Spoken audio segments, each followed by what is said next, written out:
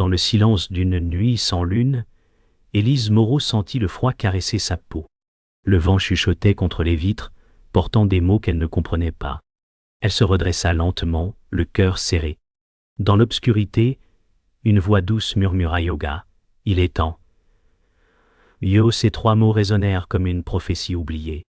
Élise dit Yogo qui parle. Yo, son souffle tremblait. Le vieux parquet grinça, comme si la maison elle-même retenait son souffle. Un bruit lointain résonna. Un battement régulier, peut-être une horloge, peut-être un cœur. Chaque son semblait vivant, conscient. Le monde semblait différent, plus dense, presque sacré. Une porte claqua au loin et une larme silencieuse glissa sur sa joue. Quelque chose s'était éveillé dans la nuit, quelque chose qu'elle ne pourrait plus ignorer. Le matin suivant, Élise marcha dans le couloir, chaque pas résonnant comme un souvenir. La maison semblait respirer. Elle posa sa main sur le mur froid et sentit un frisson remonter son bras. « Au guet, ce n'était qu'un rêveilleux, murmura-t-elle, mais sa voix manquait de conviction. Un parfum de cire et de poussière emplissait l'air. Chaque meuble portait une trace du passé. Chaque ombre murmurait son nom. Dans le miroir fissuré, son reflet semblait plus vieux, fatigué. Une peur sourde naissait, celle de se souvenir. Tout autour d'elle, les chuchotements reprirent, faibles mais insistants. Ils semblaient venir de l'intérieur. Élise ferma les yeux. Ce n'était pas un rêve. C'était un appel. Dans la cuisine, le feu crépitait faiblement. Élise s'assit, serrant une tasse entre ses mains. Le silence pesait, brisé seulement par un craquement du bois. Camille Duret entra sans bruit, son regard inquiet. Camille dit « Yogwa, tu as mal dormi ?» Yo Élise répondit « Égua les voix, elles étaient réelles. » Yo Camille s'approcha, posant une main sur son épaule. La chaleur du contact ne calma pas le froid en elle. Dehors, le vent hurlait. Leurs yeux se croisèrent, pleins d'une peur qu'elle n'osait nommer. Une prophétie oubliée planait au-dessus d'elle, invisible mais présente. Plus tard, Élise ouvrit une vieille armoire dans le grenier. La poussière s'éleva comme une mémoire. Entre les draps usés, elle trouva un coffret fermé à clé. Une gravure ancienne portait son nom. Elle dit « Agou, pourquoi moi ?» Sa voix se perdit dans le vide. Le vent fit claquer les volets, et une ombre passa sur le mur.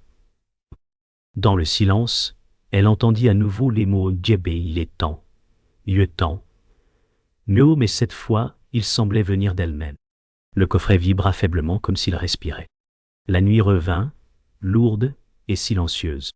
Élise se tenait devant la fenêtre, le ciel chargé d'étoiles mortes. Les murmures se mêlaient au vent, formant des mots qu'elle reconnaissait sans comprendre. « Oh, ce que tu as caché doit être révélé, souffla la voix. Élise répondit « Oh, go, je ne veux plus fuir. » Yo, son cœur battait fort, prêt à éclater. Une paix étrange naquit dans sa peur. Dehors, une lumière traversa le ciel, disparaissant dans la forêt. Et dans ce bref éclat, elle sut que son passé venait de s'éveiller. Le vent soufflait à travers les arbres, portant avec lui l'écho d'un passé qu'Élise avait tenté d'oublier. Elle marchait dans le jardin, où chaque feuille semblait chuchoter son nom. Ses pas froissaient la rosée froide. Au fond du sentier, un banc de pierre l'attendait, couvert de mousse. En s'y asseyant, elle sentit une vibration dans la terre. Ses doigts touchèrent une fissure, et des images traversèrent son esprit, une enfant riant, une promesse murmurée. Élise dit « Égua, je t'avais oublié. » Mais la voix intérieure répondit « Ok, moi non. Le passé n'était pas mort. » Il respirait encore sous la surface. Dans le salon, Élise examina un vieux miroir fissuré. Son reflet semblait étranger, plus jeune, presque innocent. Elle toucha la surface et la pièce changea. Derrière elle, le feu s'éteignit sans bruit. Une image apparut, celle d'un enfant courant dans un champ. Élise sentit ses yeux se remplir de larmes.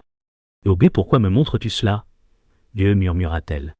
Le miroir vibra doucement comme s'il respirait. Une voix chuchota à Abbé, parce que la vérité commence là. Oh, la fissure s'élargit, projetant un éclat de lumière. L'ombre de son passé revenait à la vie. Élise monta les marches vers la petite chapelle du village. L'air sentait la pierre humide et l'encens ancien. Abbé Thibault l'attendait assis près de l'autel, un livre ouvert devant lui. « Obe, vous avez entendu les murmures dit-il doucement. Élise hocha la tête. « Obe, ils reviennent chaque nuit. » Le vieil homme referma le livre. « Obe, ce ne sont pas des fantômes, mais des fragments de vérité. » Ces mots tombèrent comme un poids. Le vitrail derrière lui diffusa une lumière rouge sur son visage. Dans ce halo, Élise sentit son cœur se fissurer. La prophétie n'était pas un mythe. Elle portait son nom de poing. En fouillant dans un vieux secrétaire, Élise découvrit une enveloppe scellée à la cire. Le sceau portait une marque oubliée, un croissant de lune entouré d'épines. Ses mains tremblaient en l'ouvrant. À l'intérieur, une lettre écrite d'une main familière. « Oge, et si tu lis ceci, c'est que le temps est venu, disait-elle. Les mots dansaient devant ses yeux. Chaque phrase semblait la reconnaître, comme si la lettre savait qui elle était avant qu'elle-même ne s'en souvienne. Une larme tomba sur l'encre, brouillant les mots. Mais un nom demeura clair, Lucien. Le soir tomba lentement sur la maison. Élise resta immobile près de la fenêtre, la lettre serrée contre son cœur pimpé. Dehors, les silhouettes des arbres se mêlaient au ciel. Le murmure revint, plus doux, presque familier. « Obe, tu sais maintenant, disait-il. Elle ferma les yeux. Tout en elle se souvenait, la promesse, la trahison, le silence. Camille entra sans bruit, posant une main sur son épaule. « Obe, qu'as-tu trouvé ?» demanda-t-elle. Élise répondit, « Yo, la vérité. » Dans le calme, le vent fit tinter la vieille horloge. Le passé venait d'ouvrir la porte. La pluie tombait fine et continue, frappant les vitres comme un rappel du temps perdu. Élise écoutait le silence entre les gouttes. Soudain, un craquement retentit, suivi d'un léger battement à la porte. Elle s'approcha, hésitant. Sur le seuil, une lettre reposait, humide, marquée du même sceau que celle trouvée auparavant. En la prenant, elle sentit un frisson courir dans son dos. Les mots semblaient gravés dans sa mémoire, avant même qu'elle ne les lise. « Obe, le sang appelle le sang, murmura-t-elle. Le vent s'engouffra dans la pièce, éteignant la flamme de la bougie. L'obscurité s'installa, épaisse et pleine de murmures. Un pas se fit entendre derrière elle. La voix de Lucien brisa le silence. « Tu ne devais jamais rouvrir ces portes. » Élise se retourna lentement. Son regard croisa celui de son frère, vieilli mais toujours dur. « Oge, tu savais, dit-elle. Il hocha la tête, le visage fermé. Oge, ce secret devait mourir. Leurs mots résonnaient comme des coups. La tension emplissait l'air, lourde et vibrant. Lucien s'approcha, mais elle recula. « Oge, pourquoi m'avoir laissé seule ?» demanda-t-elle. Il détourna les yeux, incapable de répondre. Entre eux, le passé s'élevait, visible, palpable, indestructible. Élise monta dans le grenier, la lettre à la main. Les pas de Lucien la suivaient, plus lourds, plus lents. « Oge, tu ne comprends pas. »« Vieux, dit-il. Oge, tout cela a commencé bien avant toi. » Elle s'arrêta, le cœur battant. « Oge, mais c'est moi qui en paie le prix, répondit-elle. Dans le silence, un écho monta des murs. Les planches craquèrent sous le poids de leurs souvenirs. Lucien posa une main sur son épaule. « Oge, ce que j'ai fait, je l'ai fait pour toi. » Sa voix tremblait. Élise ferma les yeux. Les chaînes invisibles se resserraient autour d'eux. Camille entra soudain, essoufflée, tenant un vieux carnet trouvé dans la cave. « Oge, regardez, dit-elle. Les pages étaient couvertes de symboles et de noms. Élise lut à voix haute Abbé prophétie de minuit. Héritière du murmure. Un frisson parcourut la pièce. Lucien pâlit. Oge, ce livre n'aurait jamais dû exister. Camille le fixa, les yeux durs. Oge, alors pourquoi ton nom y est-il écrit? Le silence fut plus lourd que les mots. Élise sentit une vérité ancienne se lever, une vérité qui déchirait les liens du sang et du mensonge. Cette nuit-là, Élise resta éveillée, le carnet ouvert sur ses genoux. Chaque mot semblait respirer. Le feu dans l'âtre lançait des ombres mouvantes sur les murs.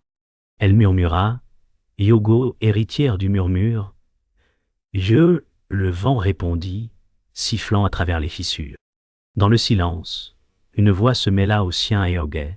« Tu portes la mémoire de ceux qui ont oublié. » Les larmes montèrent. Elle comprit que la prophétie n'était pas une malédiction, mais un lien, un serment scellé avant sa naissance. Et maintenant, il réclamait son nom. Le tonnerre gronda au loin, secouant les vitres. Élise fixait Lucien, le carnet ouvert entre eux. « UOB, tu savais depuis le début, dit-elle d'une voix tremblante. Lucien détourna le regard. « OG, ce que j'ai fait, je l'ai fait pour te protéger. » Elle secoua la tête, incrédule. « OG, me protéger de quoi ?»« De la vérité. » Le silence se fit lourd, étouffant. Lucien murmura. « Yoga, j'ai scellé la prophétie avec ton nom. » Élise recula, frappée par la douleur. Tout s'effondrait. La trahison ne venait pas d'un étranger, mais du sang même qui coulait en elle. La pluie frappait le toit avec fureur. Élise s'approcha lentement, les yeux brûlants. « OG, tu m'as condamné, dit-elle. Lucien répondit. « Oh, tu étais le seul espoir. » Ces mots résonnèrent dans la pièce comme un écho maudit. « OG, tu aurais dû choisir une autre voie, murmura-t-elle. Le tonnerre éclata, illuminant leurs visages ravagés. Une larme glissa sur la joue de Lucien. « OG, je t'ai perdu pour te sauver, dit-il. Mais la voix d'Élise resta ferme. « OG, on ne sauve pas en trahissant. » Le vent s'engouffra, emportant leurs mots dans la nuit. Abbé Thibault entra, trempé par la pluie. Sa présence imposa le silence. « OG, vous portez tous deux le fardeau d'un serment ancien, dit-il. Lucien répondit. « Elle n'était qu'une enfant. » L'abbé secoua la tête. « OG, on ne fuit pas le destin. On l'accepte ou on s'y perd. » Élise sentit une chaleur naître dans sa poitrine, mélange de colère et de compréhension. « OG, alors c'est vrai, murmura-t-elle. « OG, je suis lié à cette prophétie. » Thibault posa une main sur son épaule. « OG, non, tu es celle qui peut la briser. » Les mots allumèrent une flamme dans l'obscurité. Camille entra précipitamment tenant un fragment de parchemin. « OG, j'ai trouvé cela dans le coffre, dit-elle. Élise prit le papier, ses doigts tremblants. Les symboles s'illuminaient faiblement sous la lueur. « OG, c'est le sceau de sang, Dieu, dit-elle. Lucien blêmit. « OG, si tu le romps, tu déferas le lien. » Élise releva les yeux. « OG, ce lien, c'est toi qui l'as créé. Moi, je veux la vérité. » Les lettres sur le parchemin commencèrent à briller, projetant une lumière sur leur visage. La maison semblait retenir son souffle. Le vent se leva brusquement, emportant la poussière du seul point. Élise plaça le parchemin sur la table et posa sa main dessus. Une lumière blanche jaillit, remplissant la pièce d'un souffle puissant. Lucien cria son nom, mais elle resta immobile. Les chaînes invisibles se brisèrent dans un craquement sourd. Tout redevint calme. Dans l'air flottait une paix étrange. Élise leva les yeux vers son frère. « OG, la vérité est libre maintenant, dit-elle. Il tomba à genoux, les larmes coulant. Le masque des trahisons s'effaçait, ne laissant qu'une douleur sincère. Le ciel s'assombrit au-dessus du village. Des éclairs fendaient les nuages et le vent hurlait dans les arbres. Élise marcha vers la clairière, guidée par une lumière qu'elle seule voyait. Lucien la suivait, le regard perdu. « OG, tu ne peux pas affronter cela seul, dit-il. « OG, je n'ai plus le choix, répondit-elle. Le sol vibra sous leurs pas. Une flamme blanche s'éleva, éclairant leur visage. Chaque souffle semblait brûler la peur. Élise ferma les yeux et murmura à Yoga que la vérité se révèle. Le monde sembla retenir son souffle avant de s'ouvrir sur l'inconnu. Le feu dansait, projetant leurs ombres contre les arbres. Une voix s'éleva du centre des flammes. « Yoga, héritière du murmure, que cherches-tu » Élise répondit. « À la paix !» La lumière pulsa, emplissant la clairière d'un éclat doré. Lucien recula, aveuglé. La voix reprit. « Yoga, la paix, exige un prix. » Élise sentit une chaleur monter dans sa poitrine. Elle serra le médaillon qu'elle portait depuis l'enfance. « OG, alors je le paierai, dit-elle calmement. Le feu se resserra autour d'elle, formant un cercle parfait. Le destin venait de s'ouvrir. Une silhouette apparut dans la flamme, Adrien Valin, le messager du passé. Sa voix était douce mais implacable. « OG, tu portes la douleur de ceux qui t'ont précédé. » Élise sentit ses genoux fléchir. « OG, alors que dois-je faire ?» demanda-t-elle. Adrien tendit la main. Obé pardonne même à ceux qui t'ont trahi. Derrière elle, Lucien tomba à genoux. Obé, je t'ai condamné, murmura-t-il. Élise s'approcha et posa une main sur son épaule. Oh non, tu m'as libéré. Le feu s'éteignit lentement, laissant dans l'air une clarté nouvelle. Le silence revint, lourd et sacré. Élise leva les yeux vers le ciel. Les nuages s'écartaient lentement, dévoilant une lueur d'aurore. Camille arriva, essoufflée, le regard empli de larmes. « Obé, tout est terminé ?» demanda-t-elle. Élise hocha la tête. « Obé, rien n'est terminé, mais tout commence. » Lucien se releva, son visage lavé de larmes. Leurs regards se croisèrent, sans haine ni reproche. L'air semblait plus léger, le feu avait consumé la peur, ne laissant que la vérité nue et fragile. Les premières lueurs du jour caressaient la clairière. Élise respira profondément, sentant pour la première fois la paix. Pibrand. Ouabé, le murmure c'est tu, dit-elle.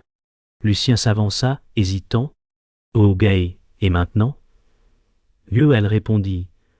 Oh gay, maintenant, nous vivons.